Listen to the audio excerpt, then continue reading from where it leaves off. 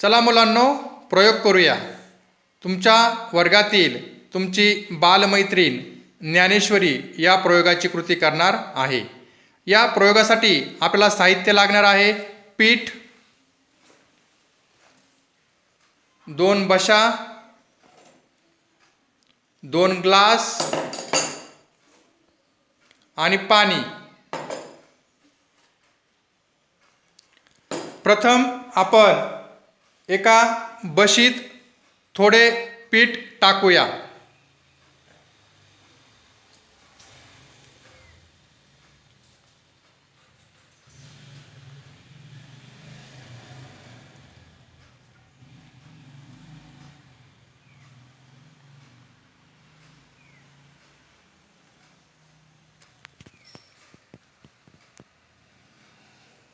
या ठिकाणी आपण बशीत पीठ घेत आहोत.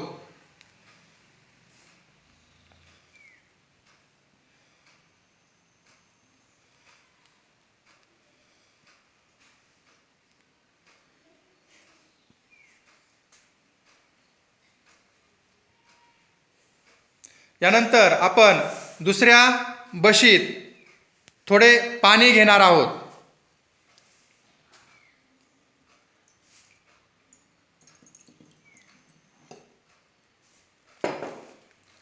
यानंतर आता एका पेल्यामध्ये आपण थोडे पीठ टाकणार आहोत.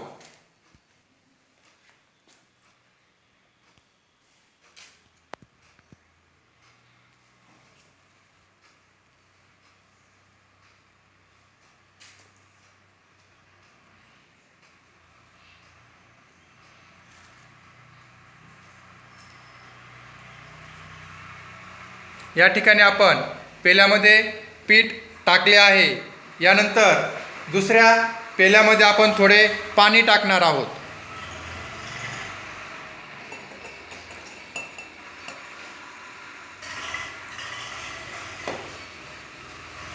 यावरून आपल्याला आढळून येईल की बशीत आणि पेल्याच्या तळाशी पिठाचा ढीग तयार झालेला आहे.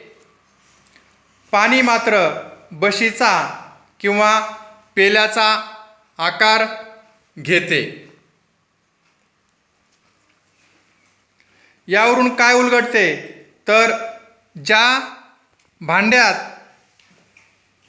तुम्ही पाणी ओताल त्या भांड्याचा आकार पाणी घेते.